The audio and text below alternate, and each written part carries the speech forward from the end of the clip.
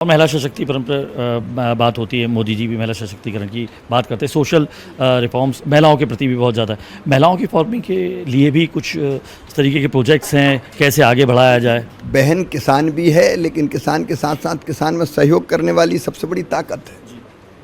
और इसलिए कई तरह की योजनाएं, जैसे उन्होंने कृषि सखी, द्रोण दीदी, प्राकृतिक खेती के लिए भी हम कृषि सखी को, बहनों को ट्रेंड कर रहे हैं और प्रशिक्षण प्राप्त करके वो गांव में किसानों को प्राकृतिक खेती सिखाएगी, उसके फायदे बताएगी, जागरूक भी करेगी। वो किसान भी होगी और खेती सिखाएगी भी। तो किसानों की समस्याओं को लेकर हमने देखा बीते 2 बारों से देख रहे हैं, लगातार द्वंद्व रहा है।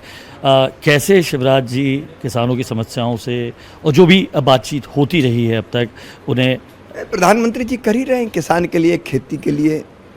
और हमने कहा कि संवाद से समाधान।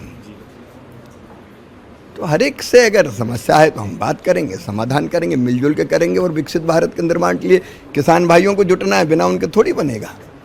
तो प्रधानमंत्री जी के आह्वान पर विकसित भारत बनाने के लिए, विकसित खेती के लिए जी जान से जुटेंगे, किसानों के साथ ही जुटेंगे। हम और किसान, सरकार और किसान एक नहीं है, एक में एक है, परिवार की तरह मिलकर काम करेंगे। कृषि मंत्रालय के बाद आपके ग्रामीण विकास मंत्रालय आता है। देश की ग्रामीण इलाकों की आर्थिक सामाजिक स्थिति के लिए बहुत ज़रूरी हो जाता है बेहतर शिक्षा, बेहतर विकास, बेहतर सड़कें, बेहतर आवास, तमाम योजनाएं।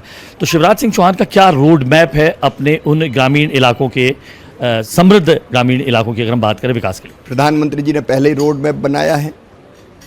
प्रधानमंत्री ग्राम सड़क योजना का 4था चरण शुरू करने वाले हैं, जिसमें बचे हुए गांव 2011 की आबादी, 2011 में जिनकी आबादी 500 हो गई और जनजातीय क्षेत्रों में 250, वहाँ नई सड़कें बनेंगी। 2 करोड़ नए मकान ग्रामीण क्षेत्र में और 1 करोड़ शहरी क्षेत्रों में गरीबों के लिए बनाए जाएंगे। और केवल इतना ही नहीं, गांव में बहन भी समृद्ध हो तो लखपति दीदी योजना, जिसमें आजीविका मिशन और स्व सहायता समूह के माध्यम से वो इतना काम करेंगी अलग अलग ढंग के कि उनकी आमदनी 1 लाख रुपया प्रतिवर्ष हो जाएगी। ऐसी 1 करोड़ दीदी बन चुकी। 25 तारीख को प्रधानमंत्री जी महाराष्ट्र के जलगांव में जो अभी लखपति दीदी बनी, उनको प्रमाण पत्र वितरित करने वाले हैं।